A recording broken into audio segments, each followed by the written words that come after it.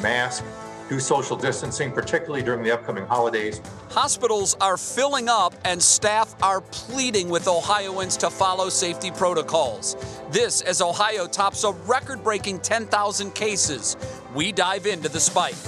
Then another vaccine is nearly ready for approval. ASTRAZENECA says its vaccine is extremely effective. The pros and cons of this vaccine compared to the others. Virtual Thanksgiving. We look at the easiest virtual platforms that even your most technologically challenged family members can use to connect over the holiday. Studies show that everybody will consume between 3,000 and 5,000 calories between food and drink at a holiday Thanksgiving meal. Yeah, that's a lot. Turkey Day is Thursday. An expert weighs in on ways to cut back on calories in those favorite side dishes without sacrificing taste. We are here to make Mama's stuffing. Where did you get this recipe? Off of this grungy piece of paper. It's a family recipe. And Big Sue and I are in the kitchen making our favorite Thanksgiving stuffing. You don't want to miss this one. What's New starts right now. And now, live from WKYC Studios, this is What's New. Hello again, Northeast Ohio. I hope you had a terrific weekend. We have another Victory Monday. Yeah. This is turning into old hat here, our 7th of the year. Jim Donovan will be along with us in just a little bit to break down yesterday's big win. In the meantime, we say thank you for choosing What's New. Welcome in, along with Betsy Kling. I'm Jay Crawford. I can't wait to see Big Sue's dressing. Yeah. It's going to be fabulous. She's pretty ornery. She was a good girl, though, so we did that this weekend, and certainly we're excited to share our family recipe with everybody. We do want to begin today, though, and get right to the numbers. For the first time since the beginning of the pandemic, Ohio topped 10,000 cases. 11,885 cases were reported to the state within the last 24 hours. But keep in mind, this is partly because of two large systems not reporting for a couple of days past. Tiffany Tarpley is going to explain all of that coming up in just a minute. Yeah, I think everybody will feel a little bit better after they hear how that number got to be so high today. First, though, Betsy, here are our other key metrics. Our positivity rate back down below 14%, but barely. Ohio hospitals now have more than 4,300 COVID-19 patients statewide. That's an increase of 169 from yesterday. And sadly, 24 more Ohioans have passed away from COVID-19 complications. That's significant because that takes us here in Ohio to more than 6,000 lives lost since this pandemic began. As for that daily case number we showed you, it was over 11,000. And I know a lot of you were like, whoa, what is going on here? Well, our Tiffany Tarpley watched the governor's rare Monday briefing, and she joins us now to tell us why that number was so high. Tiffany, good afternoon to you. Good afternoon, Jay. It does make your jaw drop seeing this number. We're talking about nearly 12,000 new cases of COVID-19 today. Now, it's partly due to a 2-day lag in reporting from large laboratories in the state, which include the Cleveland Clinic and Mercy Health System. So those numbers have now been added into today's total. Governor Mike DeWine says these numbers may be artificially high, as he calls it. There's also another issue of 15,000 rapid test results also pending. The main reason, though, for today's briefing was to provide an update on the strain the pandemic is having on our healthcare system here in the state. Dr. Robert Wiley with the Cleveland Clinic says they alone have 970 caregivers out, either because they are in quarantine or have an active COVID-19 infection. All of us are starting to be stretched. We are trying to balance load as best we can. We're transferring within the systems. So whether that's in Cleveland, whether that's the Cleveland Clinic system or university hospitals or Metro, the same is true for the SUMA systems and the Mercy systems, et cetera. But now we're starting to transfer between systems to balance load as well. In addition, what we've seen just in the last few days for the first time on Friday, Governor, we saw for the first time that we were starting to transfer ventilators and high flow oxygen equipment because people were actually running out. And that is something we definitely do not want to hear. But with so many COVID hospitalizations, it is believed that in the next few weeks, caregivers will have to make some tough decisions about postponing procedures, outpatient office visits, and even who gets a bed and where. this week. It's going to be crucial for hospitals and really all of us, considering this is normally a time when families get together for Thanksgiving. It could take anywhere, Jay, they say, from 2 to 4 weeks for hospitals to see the impact of people getting together, Jay. Right, Tiffany, hopefully everyone's hearing the message. We need to do what we can, social distance, stay within our very small circles, and of course, wear masks. Tiffany, thanks. We appreciate it. Now on to your feed at 5, and there is one more. ASTRAZENECA and the University of Oxford announced this morning that their vaccine could be up to 90% effective. This is the third COVID vaccine trial to claim 90% effectiveness or better. So obviously that this now means that there's some differences between those three vaccines. Our senior health correspondent, Monica Robbins, the girl we turn to for this information. So Monica, what is up with these differences? Why is this happening? Well, like you said, Bets, AstraZeneca, in partnership with the University of Oxford, claimed their vaccine efficacy is between 60 and 90%. They also know why there's such a vast difference. So when trial participants were given 2 full doses a month apart, they found it was only 62% effective. But when they were given a half dose, followed by a full dose a month later, the efficacy skyrocketed to 90%, which is actually really good because that means we can save on the amount of vaccine needed to protect people. This vaccine is going to change the course of this disease. And, you know, we may not be able to eradicate it like the way we eradicated measles and polio in this country, but it will prevent hospitalization and severe disease. It will dramatically reduce the number of patients in the hospital with this. And that's what we're facing right now. And of course, he's referring to all the vaccines here. And considering what the governor told us today about the rise in cases and hospitalizations, these vaccines really can't come soon enough. However, I need you to remember that while these vaccines are showing that they are effective in preventing COVID disease from infection, until thousands of people are vaccinated, we really won't know if they actually kill or minimize the virus so a vaccinated person can't infect somebody else. So even with the vaccine, we will still need those masks and distancing until those questions can be answered, Bets.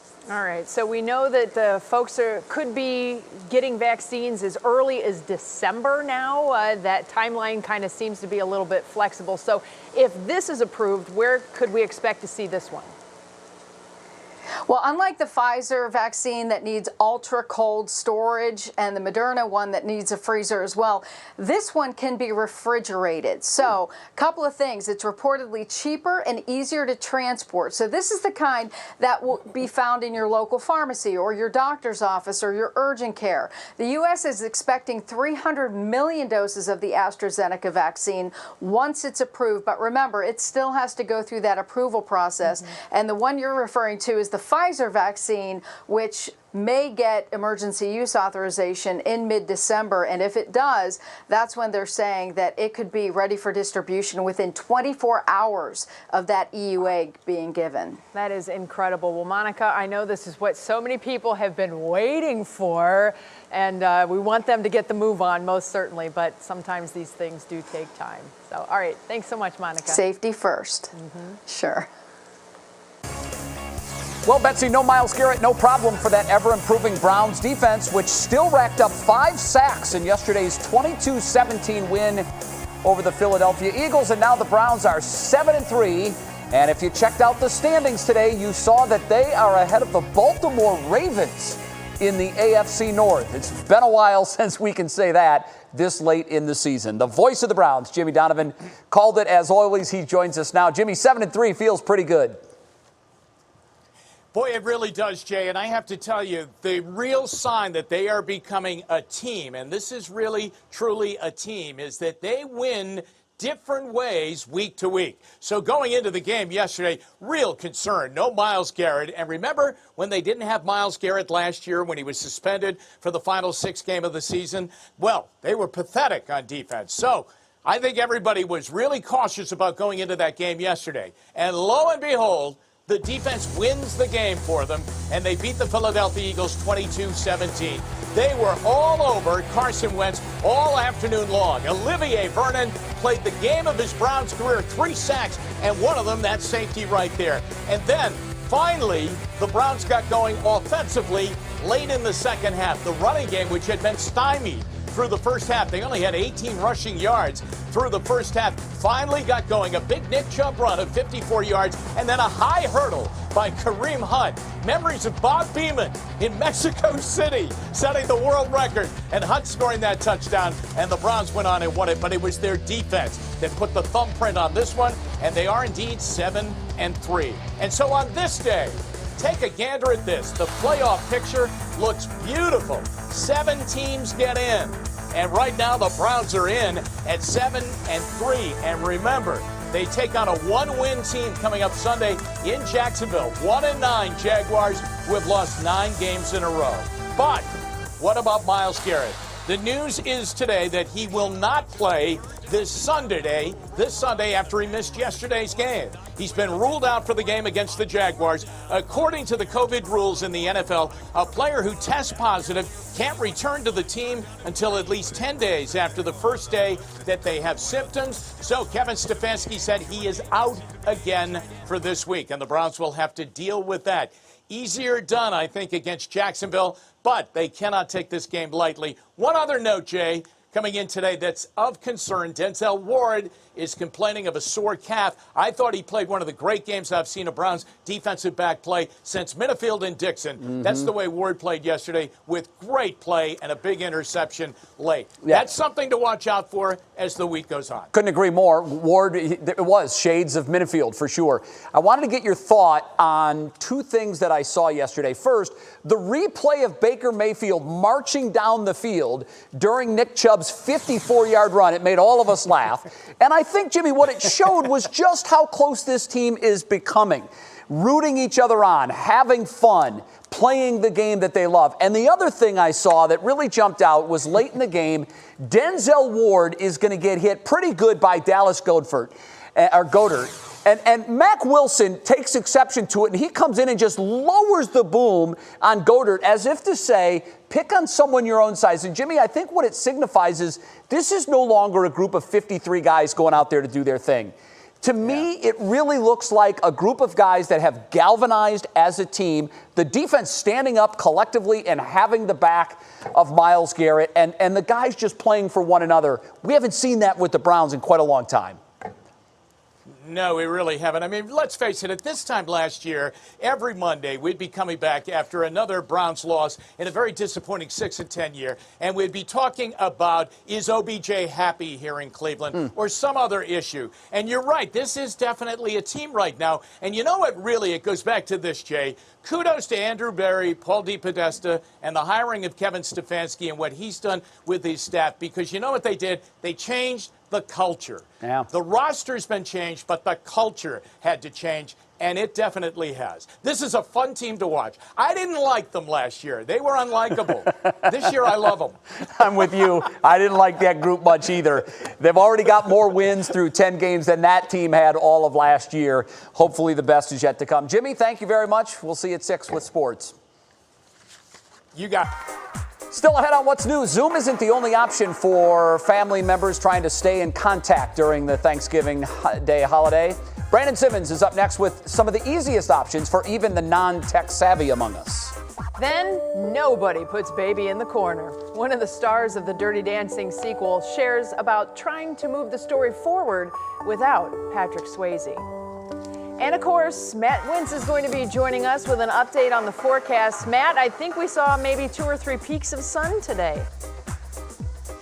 Yeah, Betsy, it was great. I got outside, rolled my sleeves up. I don't know about you, but you got to soak in those vitamins while you can get them. You know, we're going to see a couple more peaks of sun this week, but we're also going to see a pretty disruptive storm system across a good chunk of the country for any travel plans you may have. We'll break it down for you hour by hour coming up.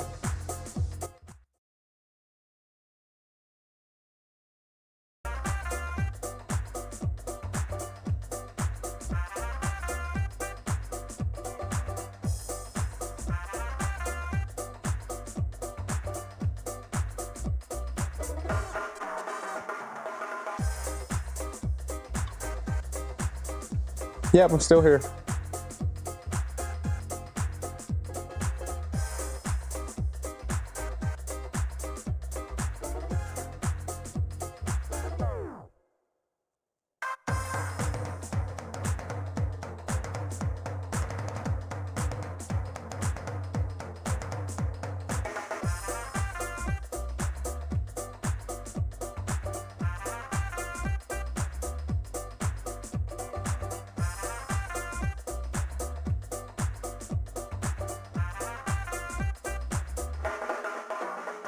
Yeah.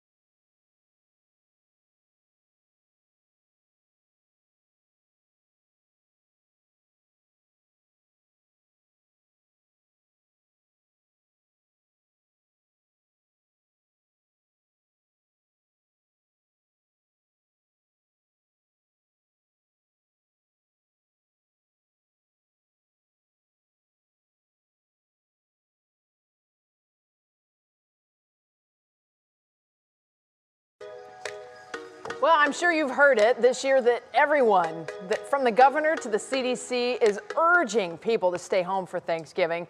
Not being able to spend the holiday with friends and family is going to be tough, but technology can make a good connection. Yeah, we talked about this last week. Thank goodness for tech and all of the advances that we have. Otherwise, imagine how miserable we'd all be.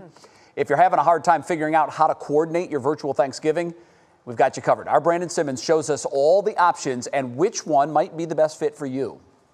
The Zoom meeting has become a way of life for many of us, but it's not the only solution out there. On Thanksgiving, you'll want an option that works for everyone and is simple to use. Let's start with FaceTime. It's by far the easiest solution, allowing you to achieve group video calls with up to 32 people. Just swipe up and tap Add Person during a call. Major downfall, everyone must have an Apple device. Moving on. Microsoft Teams and Google Meet are solutions you may have used inside your workplace or for virtual learning in your child's classroom. But now both are free for personal use and allow more than 100 people to meet at once with no time limits. Downfall, users must create an account or use certain browsers. Not sure grandma is ready for that. Next, enter my new personal favorite, Messenger Rooms by Facebook. Anyone with a Facebook account can create a room using the Messenger app. For people to join, just share a link with family via text or email. Best part, it works on all platforms. 50 people can join at once, no app downloads required, and you don't even need a Facebook account. I put it to the test with my coworkers. How simple was it?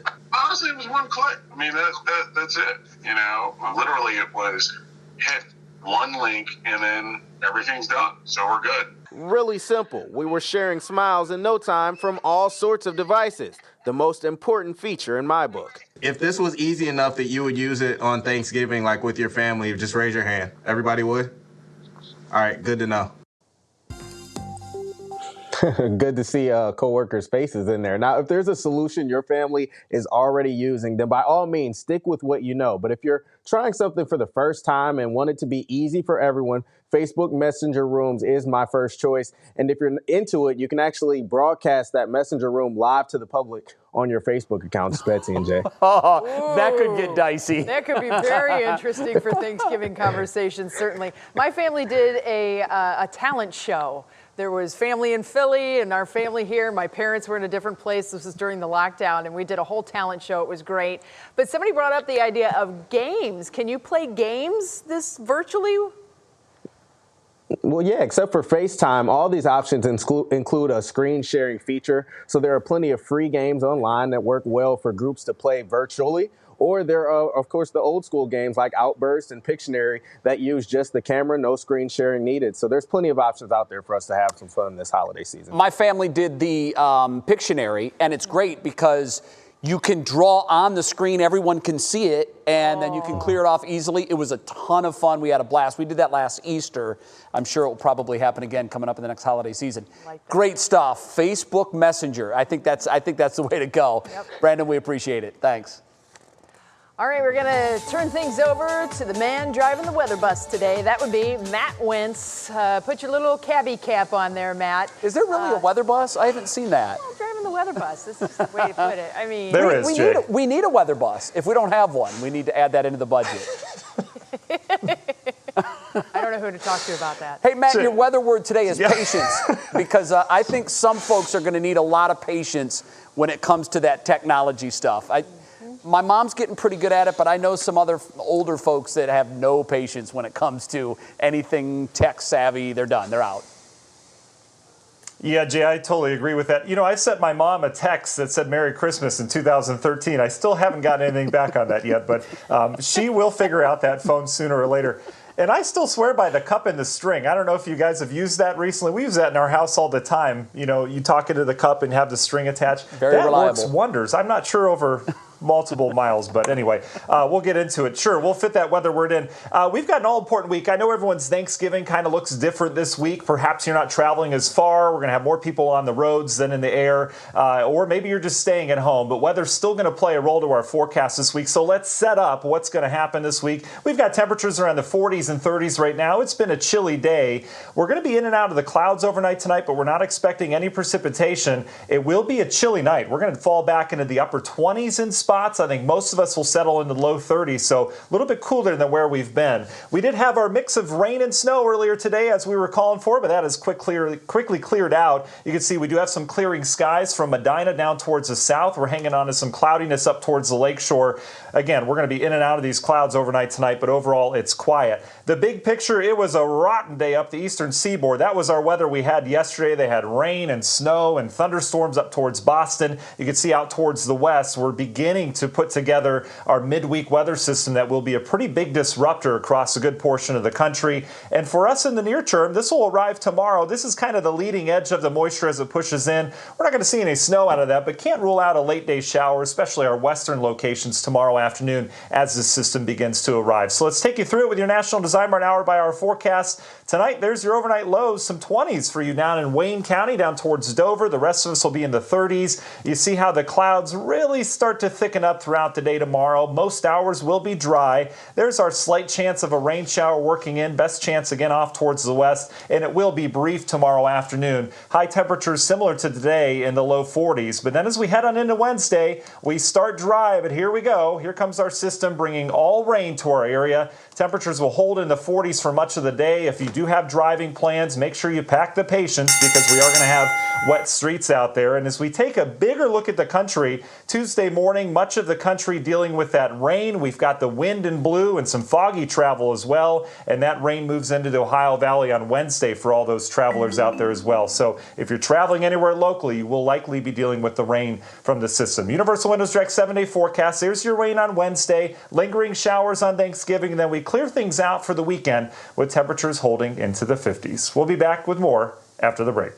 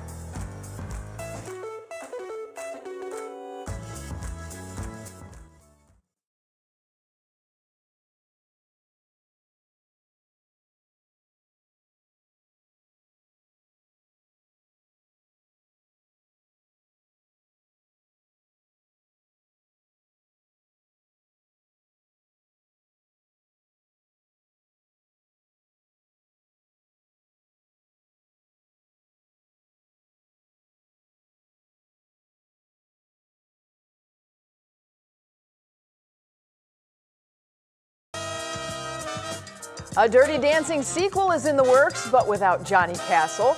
And former President Barack Obama says life in the White House may not be what you think. Here's Kiera Cotton with the Pop Break. Nobody puts baby in a corner. Jennifer Grey, who played Baby in the 1987 classic Dirty Dancing, is opening up about filming the sequel without co-star Patrick Swayze. The movie tells the story of a young teen that falls in love with her dance teacher while on vacation with her family, and let's just say, things get steamy. In a recent interview with People magazine, Grey said, "All I can say is there is no replacing anyone who's passed. You never try to repeat anything that's magic like that. You just go for something different." As to how the film will achieve that something different, those details are being kept top secret. Moving on to another popular romance, Barack Obama is dishing on how his presidency caused rifts in his marriage to former First Lady Michelle in his new book, A Promised Land. In the best-selling book, he describes their time in the White House as tense, and that he feared the happier days of their marriage would not return. In a recent interview, he told People magazine, "During the time we were there, Michelle felt this underlying tension, pressure, stress of needing to get everything right, to be on at every moment. Since leaving the White House, the two have rekindled their love and appear to be happier than ever." And for the moments everyone has been talking about, the American Music Awards aired last night, and from start to finish, it was a star-studded occasion. The night's biggest winners included Taylor Swift, The Weeknd, and Dan and Shay, who each took home 3 awards apiece. The show also featured performances from Shawn Mendes, Justin Bieber, Jennifer Lopez, and many more. From touching performances to viral moments and high fashion, the AMAs were a playground for the entertainment industry. But sadly, it marked the end of major award shows for 2020, but there's always next year. Back to you guys.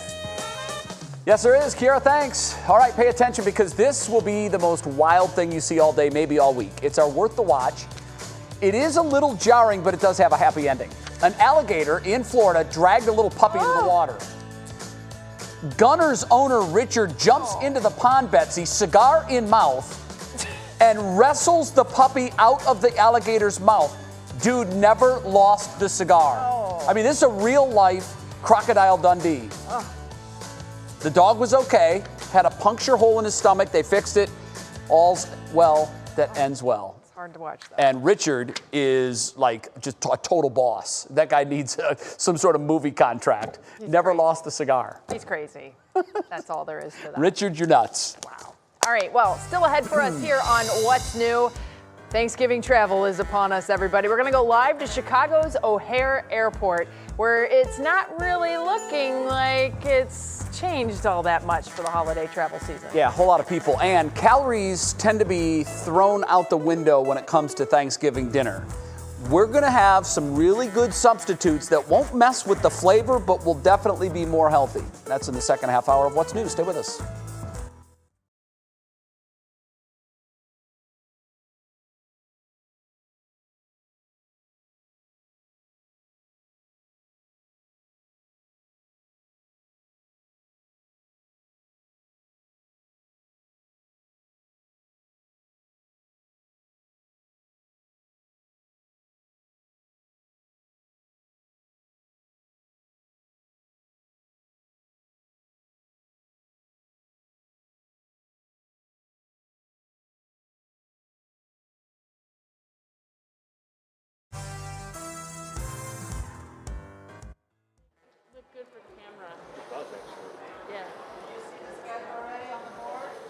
Hey, I do. Good evening, Cleveland.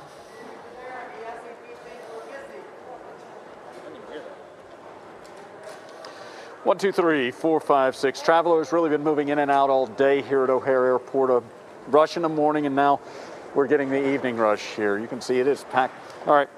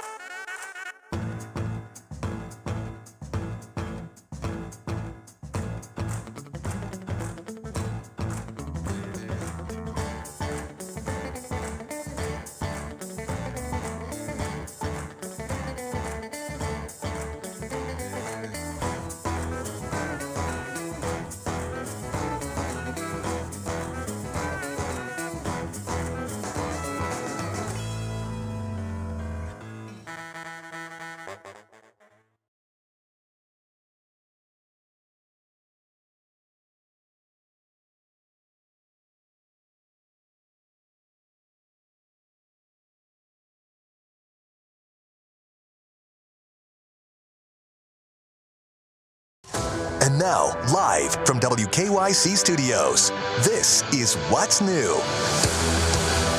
Well, welcome back, everybody, here on What's New. Jay, Crawford, Betsy, Kling. A little bit of a short work week this week for most folks. That's always a good feeling. You work a couple of days and then spend the rest of the time with your immediate family. Hopefully no traveling with Betsy. I'm Jay. Thanks for choosing What's New. We're kicking this half hour off with 3 things you need to know about COVID. Number 1, the University of Oxford and ASTRAZENECA are reporting that their vaccine is 90% effective. The results reached 90% when people were given a half dose followed by a full dose a month later. That actually drops to 62% effectiveness when participants were given 2 full doses a month apart. Interesting.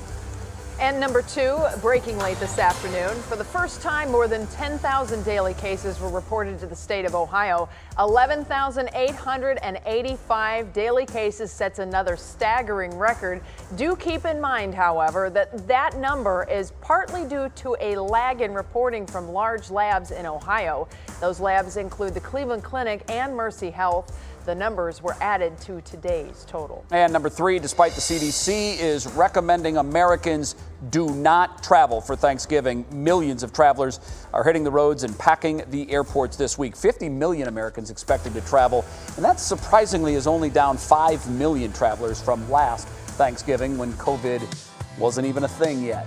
And holiday travel is today's top talker. Yes, it is. And NBC's Jay Gray joins us live from Chicago with more. Jay, it certainly seems like there is a lot of holiday-like hustle and bustle behind you.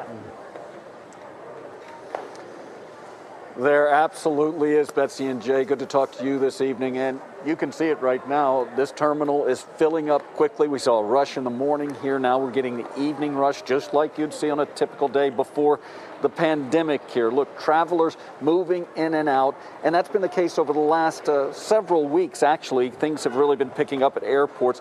I think the crowds are going to continue to grow, not only here, but across the country this week. In airports across the country right now, masks are the only evidence we're in the middle of a pandemic. Terminals packed with travelers, even after the Centers for Disease Control joins a chorus of officials and health professionals pleading with Americans to stay home for the holidays. You should not be traveling. Right now, COVID is surging across the entire United States. But many aren't getting the message. We plan on having, a good Thanksgiving meal like we always have. More than 3 million passengers filled airports over the weekend. Sunday was the busiest day of air travel since the pandemic began. Those numbers, along with the ongoing surge in infections and deaths, could be, according to doctors, a dangerous recipe for this year's Thanksgiving dinner. We're all concerned that may be a super spreading event.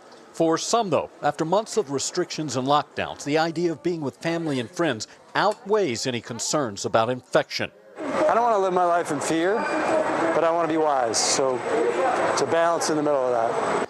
So many searching for something normal during the holidays. We're not at a normal life right now. We're still in the midst of the pandemic. With the virus, just like millions of Americans on the move. Yeah, and remember, this is just the start of what is typically a month of high-volume holiday travel, Jay. Be interesting to see how that plays out as we keep moving forward. Yeah, stunning. It's only Monday, and the logic is it's only going to pick up as the week goes on. Jay, thanks, and have a safe and terrific Thanksgiving. Betsy? Well, coronavirus, COVID-19, the pandemic having huge impacts near and far. Music Box in Cleveland announced it is pausing all of its concerts through at least the end of the year. They made the decision to honor the stay-at-home advisory and protect their employees from COVID. And they're not alone. Over the weekend, NIGHTTOWN Jazz and Blues Club decided to close temporarily. But just before they closed, a customer left behind something pretty incredible. I looked down and I said, oh my God, he left a $300 tip, how generous. And then I put my glasses on and I then looked down at the tip and I go, oh my God, he didn't leave a $300 tip, he left a $3,000 tip. Oh, Brendan's such a good guy. They have such a fantastic crew there. The customer's tab was $7. He just ordered one drink, but that $3,000 tip that he gave, well, that was split between the servers who will be out of work for a while. The tip brought them to tears, as you can imagine. And the customer, the whole time, just wanted to remain anonymous. His bill was what, $7? Yeah. Pretty good tip. It's just incredible. And that just goes to the generosity of people all around Northeast Ohio. You know, when you go to a restaurant, you develop a relationship with your servers and the cooks and everyone. They become part of your family too. You want to take care of them. So it's just a little reminder to make sure you tip well this time of the year, not just because it's the holidays and whatnot, but because you just don't know what somebody else is going through. Yeah, particularly when many of these restaurants are looking at a very uncertain future. We don't know how long they're going to stay open. Right. And the attrition rate right now isn't good. A lot of them are shutting their doors and will never reopen. That's scary. Very difficult times. Okay, still ahead on what's new. How you cook the turkey can actually impact how healthy your Thanksgiving dinner will end up. An expert with the Cleveland Clinic shares all of his healthy cooking hacks with us. And speaking of cooking, maybe not so healthy, Mama and I are in the kitchen making her stuffing. Yes, we are going to share the family recipe that has been in our family for a couple generations now. And of course, from time to time, we talk about the weather while we're making that stuffing. Matt, I know a lot of folks are looking forward to getting into the kitchen in the next couple of days. How are things looking on the outside of the house for those who want to escape the kitchen?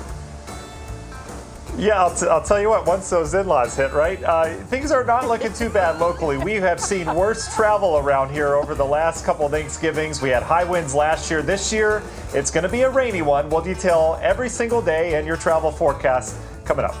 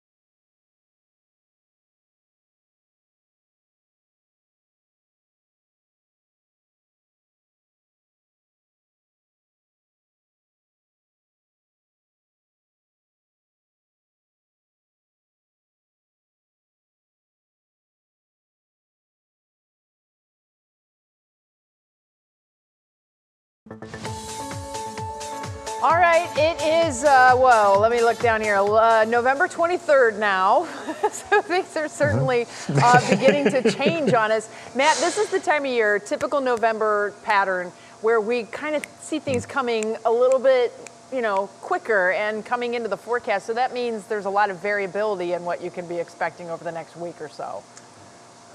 Boy, Betsy, you couldn't be closer to the truth there for sure. We bring the jet stream in, and that's a big difference maker for those at home. You notice it's very quiet in the summertime. We don't have a lot of active weather. It's because the jet stream's way up in Canada. This time of year, it is a player. It comes back down to the south, so you get those fast-moving west to east flow, and that brings the storm systems with it as well. But right now, we're in a quiet period. We saw the rain yesterday with the storm system. We're kind of the calm between the storms here, and that'll be our forecast tonight. We're in and out of the clouds. Temperatures will be on the chilly side. In fact, we're going to fall back upper 20s for some of those outlying locations, 30s for others. We did have a little rain snow mix this morning, even some graupel falling out towards the east. Everything is quieted down, though, as that system is now well off the eastern seaboard. Attention will turn to the southern plain states, where an area low pressure will develop, and that will be primarily a rainmaker for the country, but it will bring some snow up towards Wisconsin.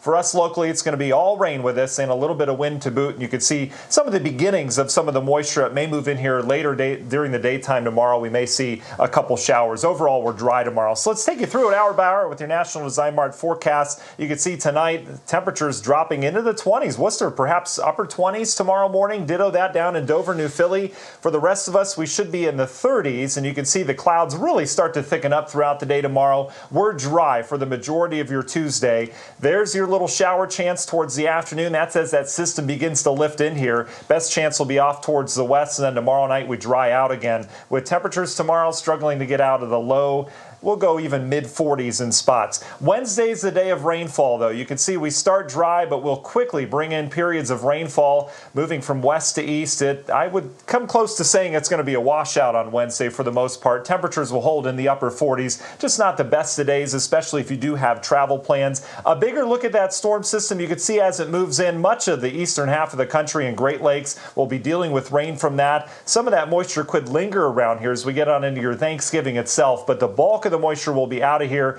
Outside of some lingering showers, we will be dry on your Thursday. In terms of air travel delays, if you are hitting the airports, there's your Tuesday delays in the center half of the country. And then as we go into Wednesday, it shifts in the Ohio Valley. Other than that, the rest of the country's dry, so that will be the good news. It's relatively quiet outside this system. Universal Windows Direct 7-day forecast. Here's your rain Wednesday, Thursday. We dry out Friday, Saturday. Looking good at this point. And then a markedly different change next week. We get colder around here, and that could come with some snow. We'll have more on that in the days to come. But until then, we'll focus on this Wednesday rain that we have coming our way. Yeah, we will. Well, hopefully everybody can just kind of muddle through all together and keep it warm on the inside, I guess. All right, Matt, thanks so much. We'll see you tonight at 7. Jay? Well, Thanksgiving may be smaller for many of us this year, but if you're still planning to cook all the traditional recipes, there are a couple of things you can do to make things healthier without sacrificing taste. In the latest in our The New You series, our Jason Fraser shares some tips on how you can ensure you don't leave the dinner table with a couple of extra pounds. All year long, I have been counting down to Thanksgiving. The turkey, the dressing, and we can't forget about the desserts. Oh yeah, we also can't forget about the real reason for the holiday. Thanksgiving is about being together. And it's a special time to share our love with one another. But this year, I have a new perspective, and I'm learning that behind all of that love of family and food can be something that's actually a danger to our health. Studies show that everybody will consume between 3,000 and 5,000 calories between food and drink at a holiday Thanksgiving meal. Yeah, that's a lot. Jim Perko, the executive chef for the Integrative and Lifestyle Medicine at the Cleveland Clinic, says you can survive this holiday without gaining any weight. Eat slowly. You chew your food well, right? Give your brain time to catch up with your stomach. And when it comes to the meal, it starts with the turkey.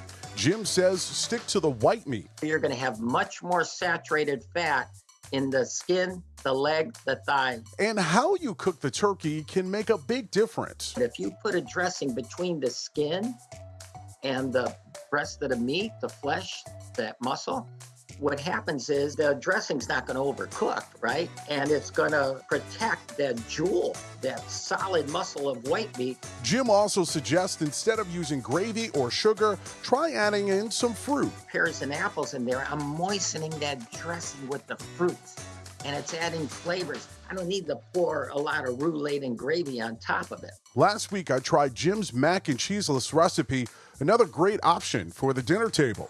This is really good. It's totally plant-based. The thickening agent in there was sweet potatoes, right, and cashews, and that was over 100% whole grain pasta.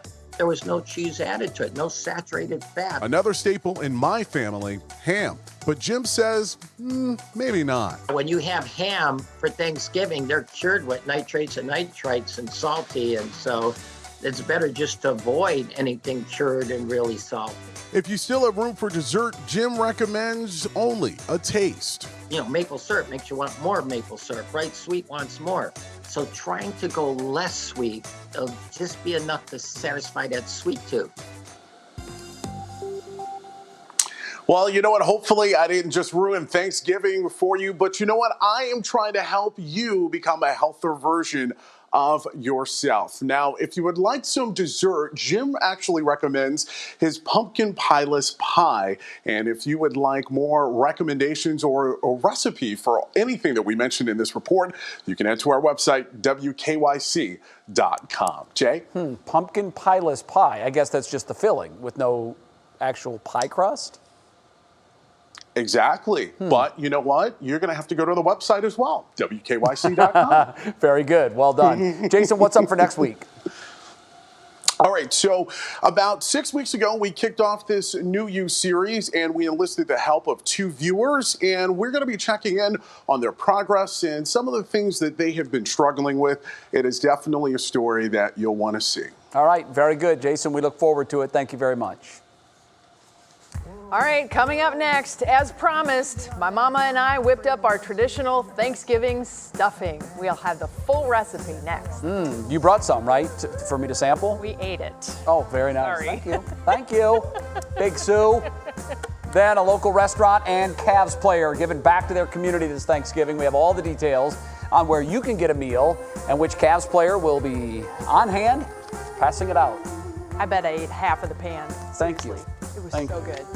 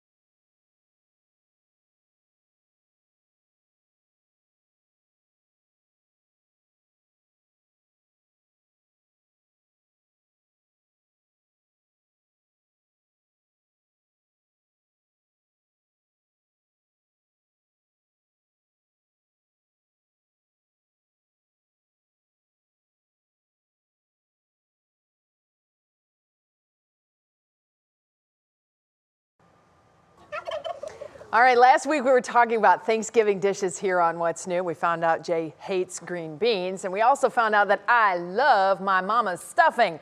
And a lot of you reached out wanting my mom's stuffing recipe. So this weekend, Big Sue and I, that's my mama, got together to make our family's Thanksgiving recipe.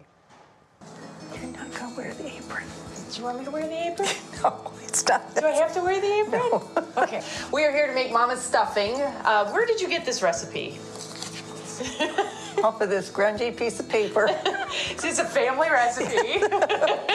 I've never known any other stuffing. Neither have I. So. Neither have I. But you said that this is more of a basic stuffing, and then people can add to it as they want to. Absolutely. All right, so where do we start? With the stuffing. All right, the bread. Now, it's just, this is a 20-ounce bag of bread that I cut up with an electric knife and laid it on the counter. Yep. And allowed it to dry on its own. It is dry too. And it is the secret recipe is you have to use the cheapest white bread you can find. Okay. I'm gonna wash my hands. You add what you gotta add. All right. What are you adding? I'm adding the celery, and we like a lot of celery, so I'll just put the whole thing in. Go for it. And then what kind of onions do you use? Usually Vidalia's or a sweet onion. Okay. And this, she went wild on this onion, so. You told me to cut up onion. I'm cutting up onion. All right, so, yes. Okay, now we mix. Wait, we got to put the seasoning in, honey. Oh, I'm sorry. Put the seasoning in. This is poultry seasoning. How much did you put in? Just that much. Just that much. A little pepper. There we go. I'm going to sneeze here. All right, don't do that. And salt. Salt. Now, if your broth has a lot of salt. Yeah. A lot of salt, Mom. It is a lot. All right, so we have this going. Now what do we do? Add the butter. Butter. Uh-oh. You all right? Yep. All right, so we have butter. This is like a stick of butter. Here. And we've melted, and then this is 2 eggs, and then we mix that in. So the eggs act as what? As a binder. Keeps it together. All right. And then you have chicken stock. Can you use turkey stock? Use anything you want. You can use water. Oh, okay. All right. All right, well, now what do? Now you just add this and keep mixing. Oh, sorry. Slacking over here. Yes. Okay. Until it's just moist. Just moist. Don't over. Not like last year. We kind of oversaturated it last year, and then we had to take it out, and we put it out on a baking sheet and put it in the oven again. Sad after all those years of making. It's all right. We were still happy. It still tasted good. That's the big deal. And then literally this is it, right? That's it. This is the stuffing. Anything you add to it is your recipe. Right. You can add wine. My mother used to add wine. Aunt Sandy, Mom's twin, who passed away 7 years ago, would add mushrooms. Yes. A lot of people like the mushrooms. You can add whatever spices you want. Is that good? Does it look? Maybe a little more. Maybe a little more. Okay. Because it'll dry out in the oven. Okay. Whoa. Whoa. Easy on that, Mama. Afraid of last year? Yes. Okay. How's that feel? It feels just perfect. So we have taken a 13 by 9 pan here and sprayed it up. And this, you just dump it in, yeah? Yeah. Well, I'm glad we chose that pan. Yeah, we need the room. Okay. Get all those onions in there. All right. And you don't pack it down or anything? Nope. Right? No. All right. Just a little bit you might want to. Yeah. Sorry. Okay. That's all right. Okay, so then it goes in the oven. What oven? 325 for 40 minutes. 40 minutes. Yay! Delicious. There it is. Mama's stuffing. Happy Thanksgiving. I love you, Mama. Love you too, babe. Big Sue. There's Violet. Okay, say happy Thanksgiving. It's hot. Happy Thanksgiving. So now you see why I call my mom Big Sue, because she's so little and the rest of the family is so huge. Yeah, Big Sue's 5'2". So we fluff ripple her. She's Big Sue. I bet that was pretty good tasting, right? I love my mommy's stuffing. You want to maybe describe what it tasted like so I could... Just the right mix of crunchy goodness. And as long as you get the broth and the bread just right, it's just ridiculously good. Big Sue, I would have loved to taste. I mean, just a little bit. Just sort of grater. I'm excited. This was bonus stuffing. Like, we called it all week, and we're like, we're going to have bonus stuffing.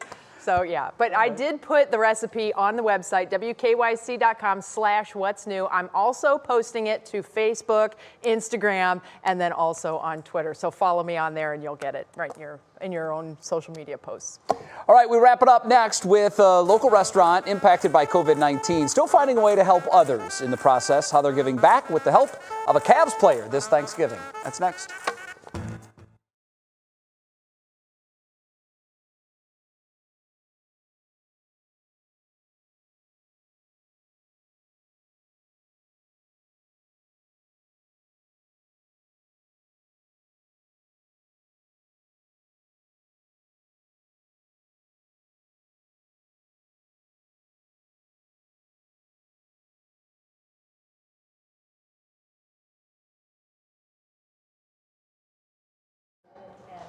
Sure, testing 1, 2. I'm Russ Mitchell. We begin with a staggering number of new COVID cases.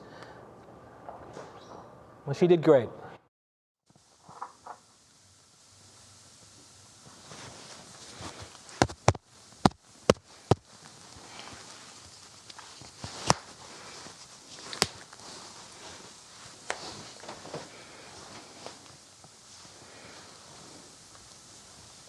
Hey, check 1, 2, 3, 4.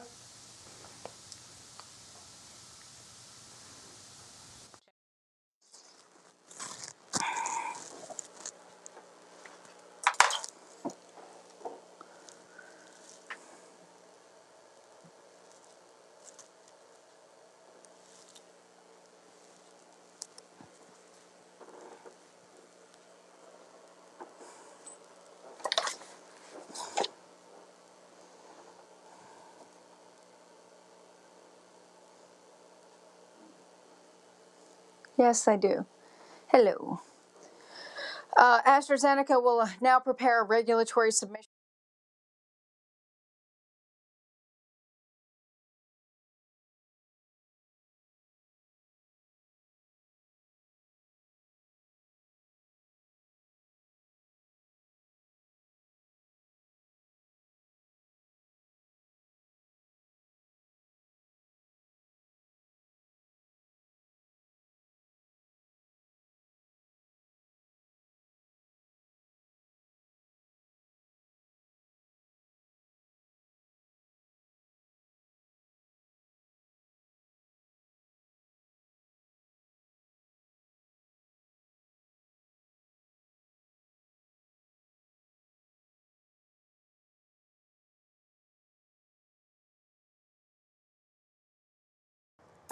We wrap it up with Show Us Something Good. Comes from Boiler 65. The Cleveland restaurant handed out Thanksgiving care packages today in South Euclid. Another one will take place tomorrow at the restaurant on Detroit Avenue in Cleveland. And Cavs player Andre Drummond will be there to help distribute the meals. The first 200 people in line get a meal. But you better bring a mask or you're not getting food. It does make such a difference for so many people. It absolutely does. Thanks so much for watching What's New. We're back tomorrow at 5, and we hope you join us then. And What Matters Most with Russ and Tiffany starts right now. Now at 6, off the charts. It's not that we're planning for the surge is here. Record-breaking COVID cases and a warning from hospitals preparing for a crush of sick patients. Also, details on the latest COVID shot offering hope, its connection to Northeast Ohio, and how it